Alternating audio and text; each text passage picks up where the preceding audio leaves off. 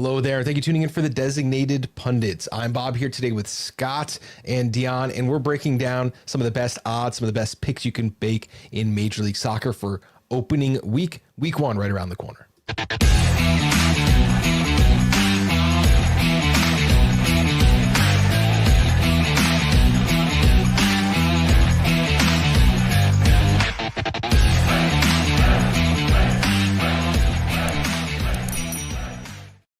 It's great to be back making picks and predictions. We just finished talking with all 30 Major League Soccer clubs to preview in our preview series, about 45 minutes each team. You can go check those out. Make sure you subscribe on Spotify, on YouTube, on your favorite podcast app.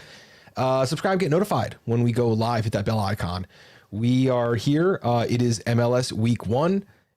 It's great to be back. Scott, how are you doing today? I'm really good. I'm so excited to be back. Genuinely. I can't wait to get onto it. Soccer's right around the corner, and the odds have already shifted 20, 30 points in some instances. So we are shooting this on Thursday, February 19th, around 8:30 p.m. Odds are as to maybe 3 or 4 o'clock this afternoon when we made our show doc. Deon, you're back, a little new scenery. How you doing, buddy? Hey, I'm good. I hated that I missed all the team things, but we're here now. Season's about to start this weekend. I am beyond pumped. You know, in the offseason, I try to get into like the Premier League and stuff, and like I'll watch it here and there, but I don't know if I really enjoy and really get excited for MLS. It's the parity of the league. It's that any team can win on any given week. We love Major League Soccer here. We're not shills. We actually live, what we talk here, and that's how we got this channel. Thank you guys for joining us. Let's get into it. First match we want to talk about is St. Louis City. They're hosting Charlotte FC. This is a 2:30 matinee. Now, this is one that I just really hammered because I thought the odds were wrong. St. Louis City plus 105, Charlotte plus 240. Those are the odds of a bookmaker who does not know these two teams. St. Louis City just 4 wins last season at home. Charlotte 6 wins on the road. Scott and I both have official plays. Before you do that, let's just take a look at the odds here. St. Louis City plus 105, Charlotte plus 240, and the over-under on 2.5 goals, minus 205 for the over, plus 158 for the under. Again, you guys might be seeing drastically different odds. These were accurate. I handwrote them in myself sometime this afternoon. Scott and I actually both have identical plays. Scott, why don't you let us know how you arrived there first? I think I started in the same place that you did, which is that I looked at the odds and I said, these are wrong. The bookmaker has gotten this wrong. The odds for Charlotte are just off. That's way too high for a team who I thought was good last season and did pretty good business this season, including good business in retaining key pieces who led to success last season, retaining Pep Biel, adding Luca De La Torre. Right, the offense is still good. Where St. Louis City, on the other hand, is in the middle of a complete rebuild. Brand new coach, clear out a lot of depth, sell your star striker. St. Louis City kind of not in the same place. Look, it's hard to pick against the team at home, but St. Louis City week 1, they have a lot of ground to cover to catch up to a Charlotte team who is in a much, much better position in terms of roster, in terms of talent, and in terms of where they are in their project. And so I picked Charlotte to win. I thought about just taking them straight up, and I said, St. Louis has surprised us before. Weird things happen on the road. This is MLS. Just like you said, there's additional parity. So I wanted a little coverage, and I added a draw no bet to it. I still got plus 130, plus 140. Yeah, I love that play, and I have that exact same play. Charlotte on the draw, no bet. Charlotte had some changes. They had Miranda's loan expiring. That's going to leave kind of a hole in the defense there. But adding Luca De La Torre to pair with Ashley Westwood in this midfield, I think that is one of the most skilled, but also mature, right? They're not young, energetic guys. Skilled, mature, really cerebral midfield here. I have St. Louis City with a 36.7% chance to win, which is very low. It's my third lowest home team win percentage. The odds are just not right here. Get these plays before the odd shift, because you're not going to get this drawn up at plus 140. Just the people watching this video alone are going to shift this up to, plus 100 probably by kickoff. So make sure you get on that. 2 official plays, both on the Charlotte draw no bet at plus 140. Headed now, FC Cincinnati, they're hosting Atlanta United.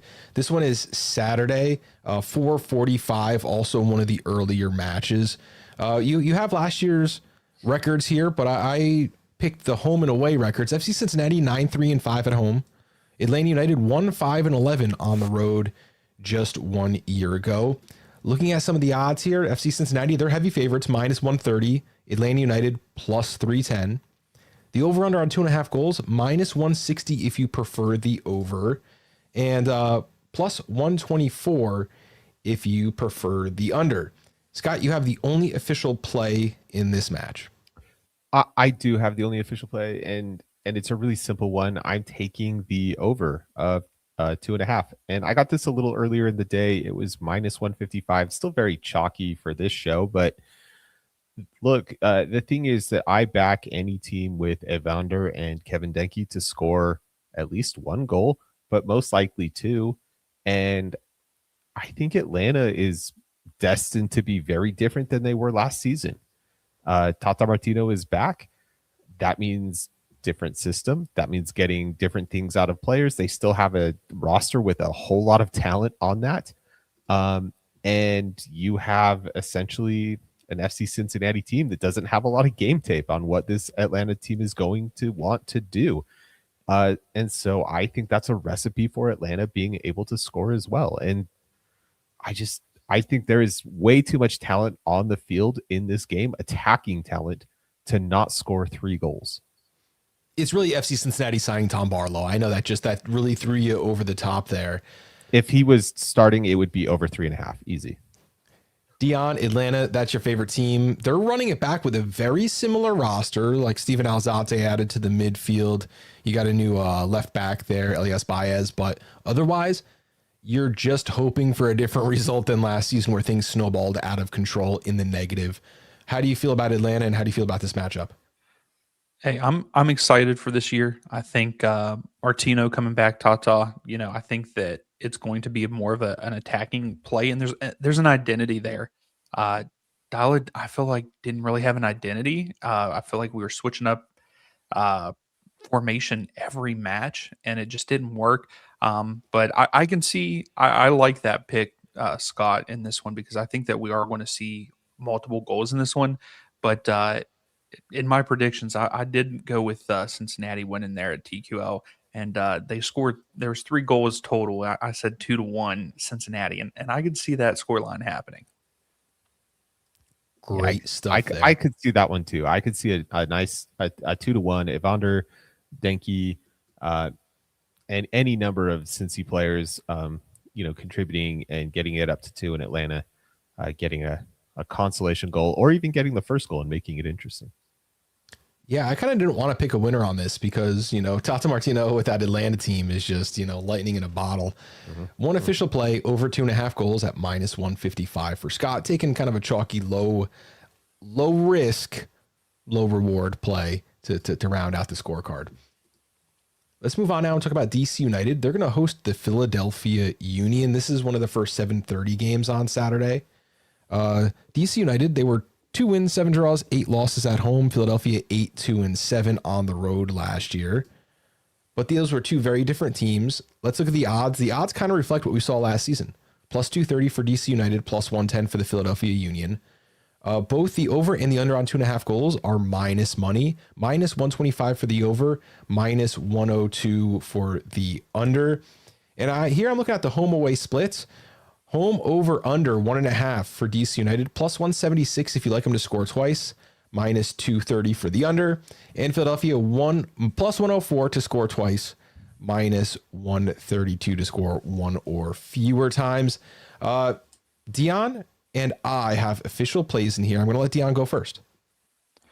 Yeah, so I know that DC made some moves in the offseason, and they have Ty Baribo, right? And so I think that we will see DC score a little bit more this year. I feel like even though we know Benteke is good, but I feel like with the speed, DC might score more. But I'm going to go with Philadelphia. My bet here is the Union draw no bet because I feel like we just don't know what this DC United side is going to look like. Also, there's a lot of changes in Philadelphia Union. But I watched their game the other night in Champions Cup. Yes, not an MLS opponent, and they won fairly easy by I think it was like 5. They put in 5. I think there's 2 MLS teams that put in like 4 or 5 the other night. I liked what they were doing and the way that they had their shape, but it's one of those things we just don't know what DC United is going to look like. So to save myself, I went with the draw no bet for the Union. Yeah, I see things pretty similarly. DC United was bad, but they had injuries to Benteke the entire season, which really made them look a lot worse. They looked like a team without a plan, without any stars, and that just wasn't the case. This season, they're bringing in Ty Baribo, Luis Montano.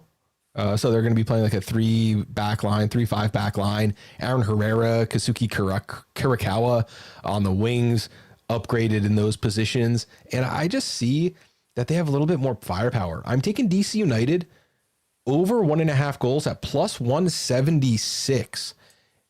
Look, Philadelphia, we said all last year, they made too many changes, had too many losses they can't repeat. They proved us all wrong. They won the Supporters' Shield. This year, I'm saying it again, with no shame and no reflection as to what I said in 2025, they are not as good as last year. They lost way too much, especially on defense. They're without Glesnes and Kai Wagner, 2 of the best players on that team. They keep getting worse and still putting up results. So I don't want DC to win. I'm not betting anything like that. I'm just taking them to score the second goal. Plus 176 for a home team to score twice. Those odds just don't match. I don't care if you're on this side of the play or not. It just doesn't match what you're going to see on the field. And it doesn't match. It's not reflected at all here. Whenever I see a home team at plus money to score 1.5 goals on the over, I'm looking at it. Philadelphia Union is not the powerhouse they once were. Glesnes is a big part of that. Do I think they're going to get walked all over the season? Absolutely not. But I think DC United could score twice in opening weekend with the fans in the new set. I just think that there's going to be a lot going on here. Scott, do you have any thoughts on either one of these plays? Yeah, I do. I agree with you that the Philadelphia Union are a bit of a question mark. I would have a hard time betting that, they're going to be really bad or anything like that. It's not that. I think they're still well coached. They still have a pretty good roster. But they continue to make moves that don't make sense in a traditional kind of a way. And, they've proved us wrong before, and I'm sure they will do it again in the future. We will see if they will do it right now. I think there's just so many unknowns about both of these teams that I really wanted to avoid this game. If you gave this game to us on week 3, I would have a very strong feeling about it.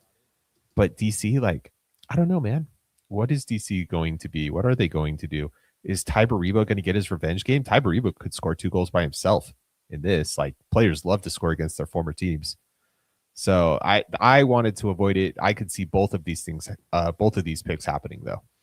Yeah, 2 of the biggest offseason moves face their former clubs. You also see that later on with the Galaxy hosting NYCFC with Justin Hack added to that squad. We had 2 official plays there. DC United over 1.5 at plus 176 and Union draw no bet at minus 155. Ty Baribo plus 170 is an anytime goal scorer, by the way. If you like that sort of revenge arc, and he is a player who would definitely love that, plus 170. Loving it. Let's move on now. Orlando City are hosting my New York Red Bulls. This is also a 7:30 game at Inter&Co Stadium in Orlando. Looking at the odds, you have Orlando City at minus 105, Red Bull at plus 280. This line has been all over the place this week, and I think that, Red Bull is one of the teams that are getting slept on a little bit this season. We'll talk about that in a little bit, but it certainly isn't reflective of last season. Last season, Red Bull, 2 wins, 4 draws, 11 losses on the road. Orlando, 8-4-5 at home. Today, Again, we just said Orlando minus 105, Red Bull plus 280, over under 2.5 goals, minus 130 for the over, plus 102 for the under. So the sportsbook does see the likelihood of scoring 3 goals in this matchup. I have the only official play. Would anyone else like to touch on anything they see here before I go right into it? I would just like to throw out that I've heard some rumors of Orlando City injuries and Orlando City maybe not having the quickest start to the season, especially because one of those injuries is to the center back Janssen. And so if I were making a pick on this, which I avoided for similar reasons, that would probably weigh pretty heavily for me. And it weighs quite heavily for me. Thank you for the setup there. Red Bull are not going to be a fantastic team, but I think there's a huge range of outcomes. They took a lot of kind of restoration projects on. They upgraded both wing positions. I don't think there's any question that Ruvalcaba and Cade Cowell are going to, contribute at MLS level. And that's something we haven't really seen that much in the past. Red Bull hadn't been scoring. Orlando, they lost Pedro Galese and replaced it with Maxime Crepeau. I think that's good enough for like 0.25 goals each and every game. They also lost Rodrigo Schlegel, Dagger Dan, Alex Freeman, all defensive type players. I'm taking Red Bull, and I'm taking them over 1.5 goals at plus 196. I don't care about the outcome. I think this is a shootout. I was just on with some of the guys, City Loud and Proud podcast, and I think that is a real likelihood here. Just to pull up some stats here.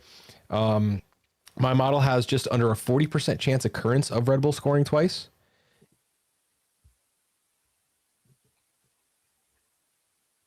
Huge.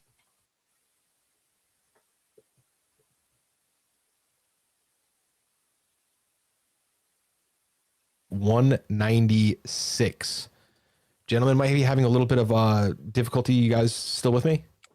Sorry, somebody cut out. I think it was you. I was afraid it was me because that's been my internet. Deon says it's you. If I can summarize what I think you just said, Orlando's got too many changes in the defense, too many not enough a good enough replacement at goalkeeper. New York has improved. It's a new coach. It's a fresh start. We're going to see a re-energized group, and they have too much talent and quality in those attacking roles to be held back, to be kept, to be prevented from scoring like 2 goals on a team that is having such defensive turnover. Is that kind of that? I think we lost Bob. I think we lost Bob. I'm going to take over. Bob's got an official play. Red Bulls over 1.5. I can see Bob moving. Bob, are you back? Because I'm going to move this forward. I am here. I never left. I'm just having a little bit of a slow. I had to close a bunch of tabs. I've been on too many streams this week, and I had I think it was Zoom that was sapping all my RAM here. One official play, Red Bull over 1.5 at plus 196. The odds just don't. It's not reflected. Orlando's not a good defensive squad. This is going to be a shootout. Let's move on to the next one. Great points. We'll clip and cut on that, and you won't see it in the recap. Okay. Moving on now, Austin FC hosts Minnesota United. This is an 8:30 game on Saturday night. Austin, just about league average. Minnesota had a good season, but they play that really, really boring type ball. A lot of low blocks at the end of the season there. Looking at Austin FC, they're plus 135 to take the win. Minnesota United plus 200. The over-under on 2.5 goals, minus 108 for the over, minus 118 if you prefer the under. There are 2 official plays here, and that is Scott and Deon in this matchup. I had nothing. I don't see anything, and this is just not a very interesting game for me. But Scott, take it away. The thing that is interesting to me is that both of these teams were defensive presences last year, and both of these teams fired their coaches. So we have new coaches coming in. And it's, I think, genuinely impossible for both of these coaches to be as defensive as their predecessors were. The other thing is I'm looking at Austin's offense, and Austin, I think, has actually brought in 3 attacking players who are really capable of making a difference in any given game, getting goals. And that to me really, really matters. I think Minnesota's probably going to roll out a different type of setup, a little bit of a different formation. They did lose their all-star goalkeeper. I think that makes a difference. And so I'm just taking an over. It's over 2.5. I got it at -110. And I think both of these teams can and should score in this game. Deon, I think you're kind of along the same lines. Yep. Pretty much on the same lines as Scott there. I didn't go with an over or anything, but I did go with both teams to score. Scott pretty much hit it all right on the head. Like, both teams were defensive, but I don't think that's going to happen here. Austin bring in Torres. He comes in. I think that that's going to be help on their offense, and then especially when Vasquez gets healthy, I think that link up, we can see Austin playing very well throughout the season in that aspect of scoring. Unlike they did, I don't feel like they did very much scoring last year, but down the stretch, they were scoring consistently every game. And then Minnesota, I could see them being just as good as they were last year, and they're pretty consistent in scoring. So I think that we're going to see both teams score in this one, and at -135. Yeah, Minnesota still has quite a bit of offensive talent. Bongi Longwane is still there. Let's see now. Kelvin Yabo is still there. Thomas Chancalay has been added to the squad. I think both of these teams got offensively better, and both of these teams got tactical changes and stylistic changes. And I think that both of these teams are going to try and be more offensive, and that's just what's going to do it. Don't expect Thomas Rodriguez to play a big role, if any, in this first matchup, but he's also, obviously a huge addition for Minnesota. Moving on now, FC Dallas. They are hosting Toronto FC. Dallas was 6-3-8 at home last season, while Toronto was 3-7-7 on the road. FC Dallas +120 to win. Toronto FC +210 on the road. Over under 2.5 goals, -130 if you like over 2.5 goals, +104 if you like the under 2.5 goals. Deon, you have the only official play here.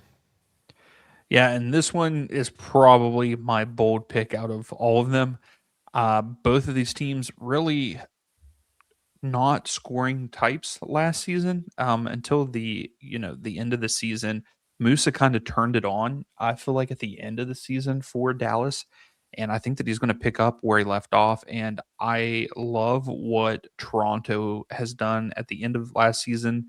And in the offseason, I think that we could see them scoring goals. So I went with both teams to score and it be over 2.5 at +100. I just like that. I think that because it is the beginning of the season, I feel like we're going to see more goals than usual. And I think that both teams can score here because I don't feel like they're very great on defense for either side. So, I mean, Toronto does have they picked up Zimmerman, right? They picked up Zimmerman. That was the game that I was about to bring up. I think Toronto mostly improved defensively in the offseason. They have some offensive pieces that I really like. Georgi Mihailovic is there, and I think he's always a difference maker on any field that he's on. But Petr Musa is a baller, and I think he's going to have a really strong season. I could see this play hitting, but it feels riskier than +100 to me. I agree, and it's really on the Toronto side without Josh Sargent.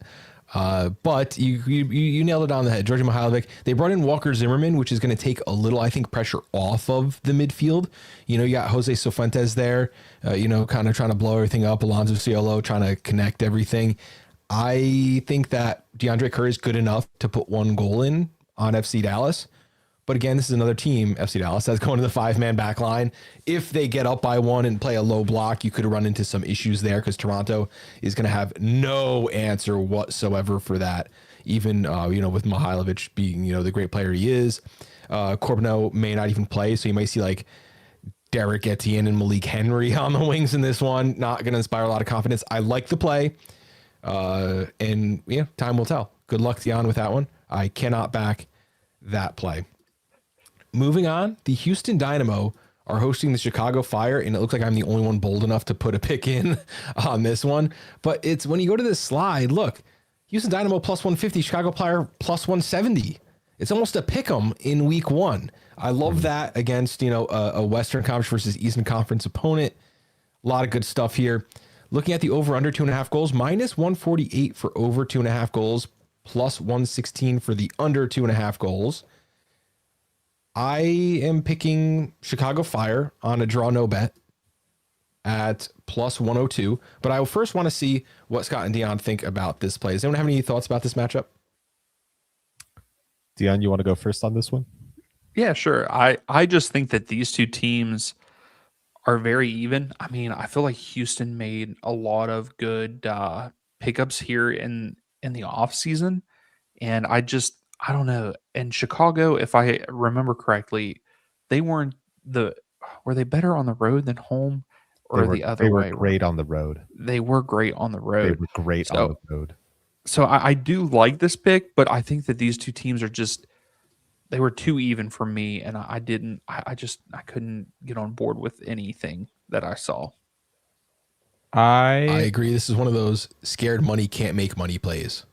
In theory, I'm with you on this because I think Chicago did really, really good business in the offseason, and I think they got better, and I think Greg Berhalter had them really well coached last season. They had a very clear and dynamic identity, and they have a direction, and they're very bought into it. And I think their roster moves make sense and stuff like that. But I was looking at RotoWire for this, and it's like Bamba's questionable, Kuipers is questionable or out, Gutman's out. And so you're looking at like Mueller starting at 4. I don't know. There's a few missing pieces here for the Chicago team that I could see this one just being like a slow start. And so this one actually is like a total pick 'em. I was like, yeah, this really could swing either way.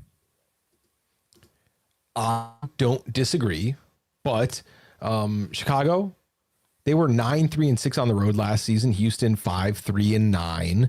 You mentioned Bamba. Well, he didn't contribute the way Chicago Fire really wanted him to. I think this really needs to be a better season for him. Mm-hmm. Dynamo, they added Guilherme. They added some depth, but they just traded away Griffin Dorsey.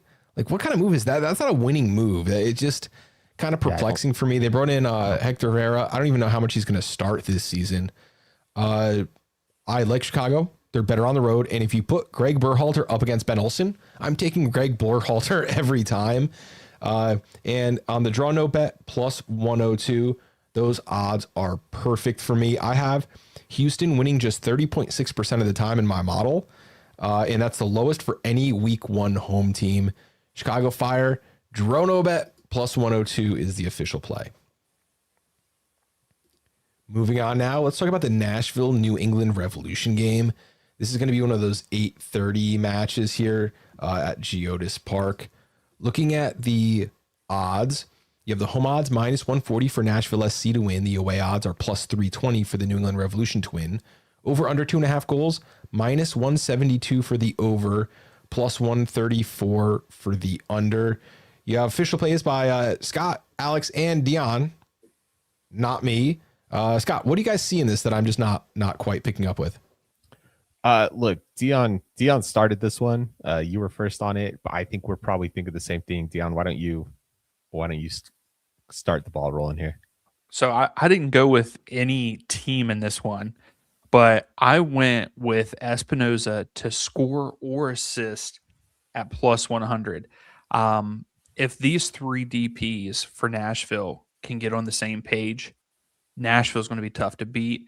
And They are this past week they played in CONCACAF Champions Cup and they played against Ottawa. I know that it's a Canadian Premier League team, but Espinoza, Mukhtar, and Surge, none of them came on until the second half, and it was like late. And there was a great play between the three of them that ended in a Surge goal with a Espinoza assist. I think that, like I said, if they can get all on the same page, we're going to see a lot of assists from Espinoza, a lot of goals from Mukhtar, a lot of assists from Mukhtar, and a lot of goals from Surge.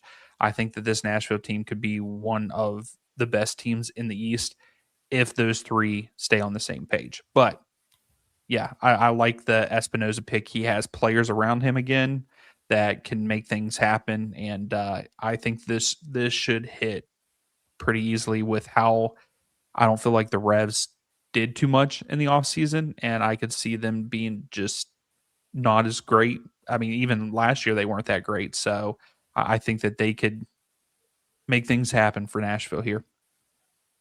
Yeah, I'm on the same page, and this isn't a knock against the Revs at in any way, shape, or form, but I think Espinoza fills a really big need for Nashville, which is a really dynamic player to help connect the forward and midfield lines.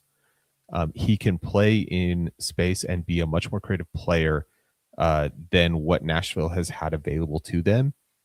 He gives you a lot of dynamic play off of the wing, and he is really talented at, assisting actually in a way that, Henny Mukhtar, I think, is a much more talented goal scorer than he is a chance creator. And so I think that this is a wise and smart move by Nashville. It fills a hole. I think the dynamic is set up to be good. And yeah, the question is, can these guys build up the chemistry in the short amount of time to be ready to go? And I think I think all three players are smart enough players that the answer to that is yes. And so I think that in this hot start for Nashville, a good offense, one of the best strikers in the league in Sam Surridge, Christian Espinoza is likely to get something. Absolutely. I tend to agree. I just talked with last week Stephen Robinson from Pharmaceutical Soccer, one of the Nashville SC podcasts. And the concern that I raised with him is that first of all, they let like 15 players walk. One of them, Walker Zimmerman, and they brought in Maxwell Woledzy, who they just think, yeah, just plug him in. He'll be just as good as Walker Zimmerman. I'm not necessarily buying that. And as far as the offense goes, Edward Tagseth and Patrick Yazbek had like amazing seasons back as like the deeper midfielders in this like 4-2-2-2 formation with Christian Espinoza. And on the other side, they brought in Ahmed Kasim during last season. I just think it looks more like a 4-2-4, which is going to further isolate those midfielders. I know Christian Espinoza brings a lot. He's going to help any team get better. But with, aging Surridge and Mukhtar, you got, just running it back again. This is what we criticize them year in and year out. Yeah, they do have a third guy, but it's also very heavy top loaded the way the scoring's been. Adding a third guy doesn't make their defense better, and it doesn't make their fullbacks younger. Dan Lovitz, Andy Nahar, both on the wrong side of 30. This could be a long season for Nashville SC. I think they're going to be good, but just saying, oh, we added another attacker.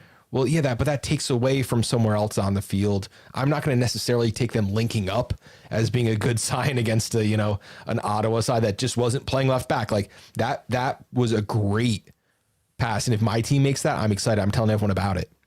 But no one was playing defense on that play either. That was like complete Bush League kind of stuff. So I like the plays here. I think Espinoza is going to get involved. He's going to get involved early, although I don't want that reflecting on my greater opinion on Nashville, which is I'm going to wait and see on them. Let the offense do what their offense does. I think they're going to be fantastic. The rest of the team, I'm just going to put up the caution sign. I agree with you on the defense, which is one of the reasons that I feel, better about a player prop like Espinoza to just go down the field score. Yeah. Where Alex has picked Nashville and over 1.5, that is where I'm like, I think that's a little disrespectful to the New England Revolution and the changes that that have like happened. And maybe disrespectful is a strong word, but that's where I am closer to where you're at. I think Nashville are going to find out about it. Does the defense work? Can the midfielders cover the ground? What is going to be the role of those two wide players in Espinoza and Kasim? I think there's going to be some learning and growing, and Nashville that we see at the beginning of the season might not be Nashville that we see at the end of the season. Absolutely. But for week one, I mean, what the heck do we know? Everything's different. We're going to find out next week, get a lot of information this next weekend. 3 official plays: Espinoza goal or assist at +100 for Deon and Scott. Alex taking Nashville and over 1.5 at the -105 mark. Moving on now, LAFC hosting Inter Miami. What a treat this is for week one, isn't it? Like, poetic. And even better, it's actually starts a little earlier than it should. It's 9:30, not 10:30. They're trying to get people on the East Coast involved in this matchup. Odds are weird. +105 for LAFC, +230 for Inter Miami. That doesn't make a whole lot of sense. What makes sense is the -194 for over 2.5 goals. That is the most likely scenario. +150 for under 2.5 goals if you want to go that way. And the home away odds have shifted so drastically. Inter Miami over under 1.5 goals, +126 for the over, -162 for the under. LAFC -132 for over 1.5 goals, +104 for under 1.5 goals. Me and Alex both have official plays. They have to do with both teams scoring. Well, for Alex, he's taking both teams to score in under 3.5 goals. I'm just taking Inter Miami on the team total. Like, is this silly? Am I missing something here? We said last year, if Inter Miami's plus money, we bet on Inter Miami. Well, let's add, if Inter Miami to score 2 goals is plus money, we bet on Inter Miami to score 2 goals. I don't care what team on the planet they're playing. I don't care if they're playing an EPL squad. Plus 1.5 goals, plus money. I'm taking it every time. They scored 42 times in 19 road games last season, 101 goals in 40 matches. I don't even see what's going on here. This is going to be an electric match. Such a treat for kickoff weekend. I see a high total. I see lots of excitement, and I don't want to predict a winner. Miami can score 2 goals in any one half. 36 goals in their last 9 matches of 2025. How many of those last 9 matches did they score less than 2 goals? One single time they scored 1. They're hot. I know things have changed, but I think they've actually gotten better since last season. Bertarame should be ready to play for this one. Don't overthink it. Inter Miami, when they are plus money to score 2 goals, you bet them +126. I think this is kind of a slam dunk here, guys. Talk me off the ledge. I'm sorry. Go ahead, Scott. Sorry, this is a really quick one. There is some news that Messi is questionable with a hamstring. Don't care. Do you know anything about that? I don't. I like RotoWire will kind of hold on to that kind of stuff until the player plays, basically, right? So they'll say questionable with hamstring for something that happened last year, even though that player's been healthy for 8 months. Like, leading up to a World Cup on American soil, he will be questionable every single game this season. He will not be practicing on Wednesdays. We know what's going to happen, right? Like, we know going to manage. He's going to manage his health to play because that's his priority this season. Yeah. I mean, he did tweak his hamstring, and other places are saying that he's out until early March. But I mean, it's kind of March, almost. So that is why I stayed away from this game, just because. I mean, I think that with so many, yes, I agree with you, Bob, that Miami is better now with this team than what they were last year, but there's a lot of new guys, and without Messi being the captain on the field, if he doesn't play in this one, I just don't know if they will score multiple goals, or what this game is going to look like, because both of these teams are going to be 2 of the best teams in the league. So that's why I stayed away from it. The 3 players who might stand in for Messi are Telasco Segovia, Tadeo Allende, or Luis Suarez. I don't care if Messi's on the field, and this goes for the rest of the season. I think that they could put Inter Miami can split up into two squads, an A squad and a B squad, and either one of those squads would beat almost any Major League Soccer team on almost any given week. I could agree with that. Mostly. They would be Yes. competitive in any match. The offense could do that. I don't think the defense has that kind of depth, but the only thing that gives me a little bit of pause, and it's just a little bit, is LAFC's defense was quite good last season. The turnover in that group is not tremendous, so I expect them to continue to be solid players. However, LAFC is also under a new coach, and with new coach comes new tactics, new styles. Maybe LAFC stuff won't come together as quickly, and maybe Inter Miami will run away with this. So, it is like, what are we talking about? How are we like trying to talk ourselves out of Miami scoring 2 goals? I know. Yeah. What are we doing? Seems silly to me too. That's why I took it as an official play. 2 official plays here. Miami over 1.5 goals at plus 126, and both teams score under 3.5 plus 200. Wish Alex was here to explain himself on that one. Yeah, explain the under, but both teams to score, yes. Because what are we going to say? Oh, yeah, Son Heung-min won't score. Sorry, move on. Let's move on. Next up, Portland Timbers are hosting the Columbus Crew. This is an interesting matchup. Portland Timbers got better just based on health. Cut Jonathan Rodriguez, replaced him with Christoph Velde during the end of last season. I think that's going to be a huge addition there. Timbers are plus 190 to win, while Columbus Crew is plus 130 to win. Over under 2.5 goals, minus 150 for the over 2.5, plus 118 for the under 2.5. You could also see the team totals here. Portland plus 140 to score twice, minus 184 for the under 1.5. Columbus Crew over under 1.5 plus 100 and minus 128. Me and Alex both have official plays here. They both have to do with Portland scoring a bunch of times. Anyone else have any thoughts on Portland Columbus? Yeah, now that I really think about it, I think the odds makers here have really shorted Portland. I think Portland has like a decent enough roster. They were reasonably competitive in most of their games, and I don't think Columbus did anything special to get better. And they were just okay. And so on the road, first game of the season, Zawadzki's questionable, Ali's questionable.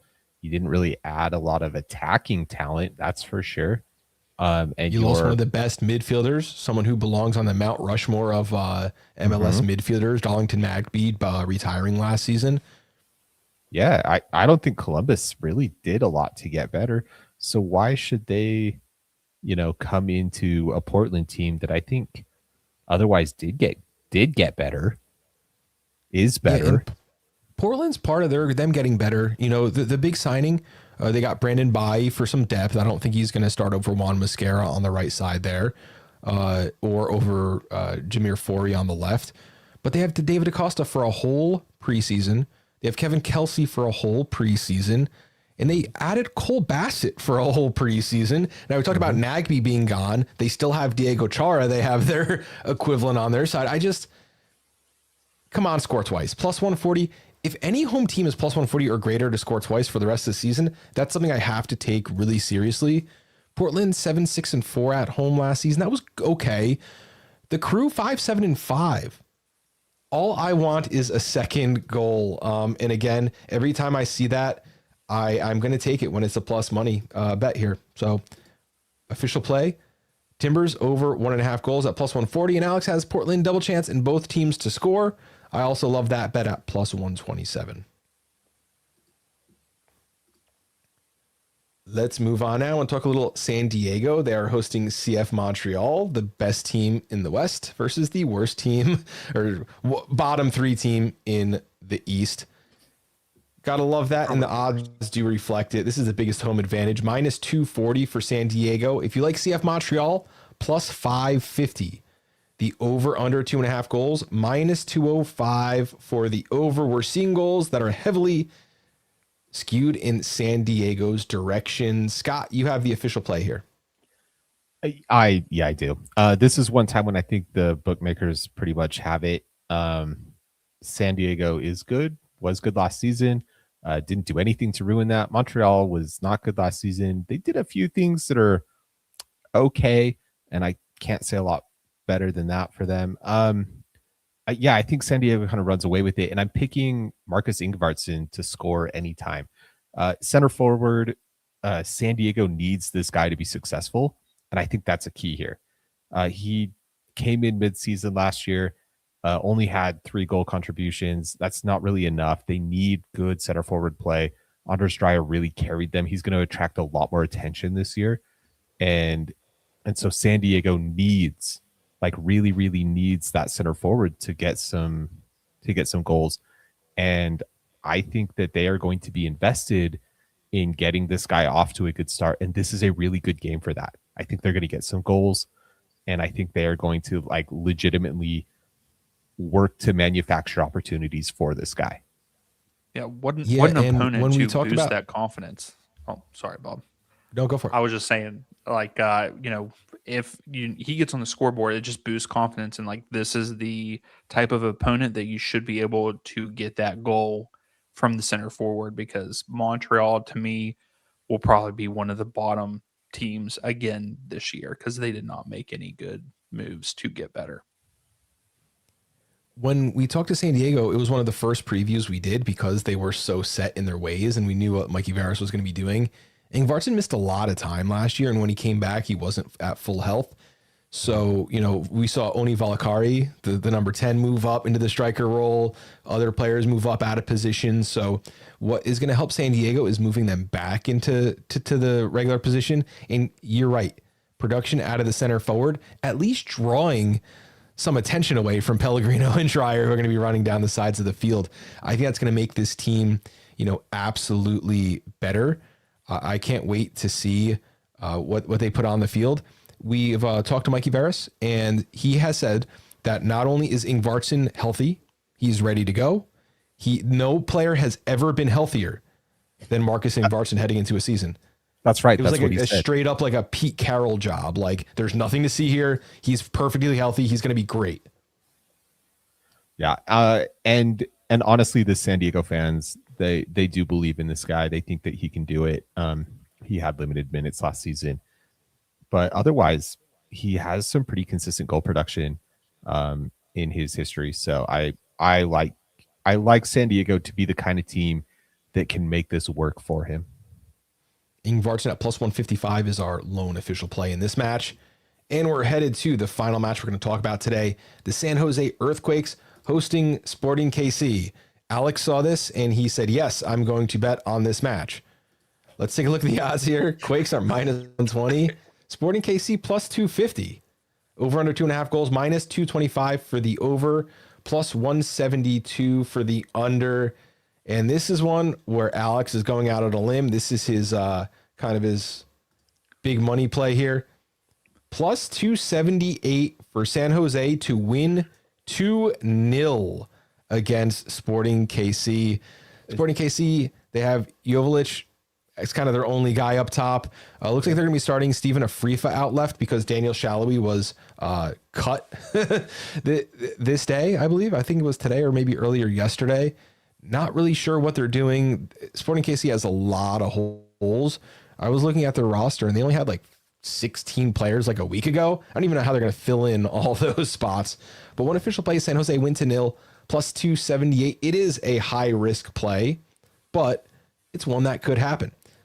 We're going to go into the chat in just a second, but first, let's do a quick recap of our plays. I had Charlotte draw no bet plus 140, DC United over 1.5 plus 176, our Red Bull over 1.5 plus 196, Chicago Fire plus 102 on the draw no bet, Miami over 1.5 plus 126, Timbers over 1.5 plus 140. You can see there's not a lot of certainty on winners, but I do think there's going to be some goals this season. Scott, why don't you run through your plays and then give us your favorite pick?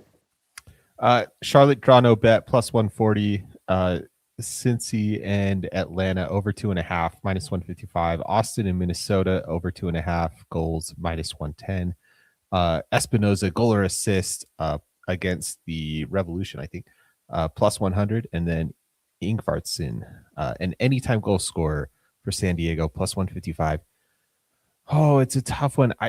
I think my favorite is the Charlotte draw no bet. I think this is the one where I'm like, the odds are wrong. This is where you're getting value that you really won't get later in the season.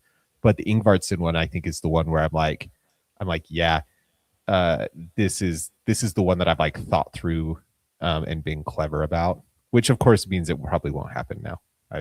I've jinxed it, but those are my favorites. For the record, our goal scorer props are going to be a quarter of a unit. Every other bet here is a 1 even unit if you guys are playing along.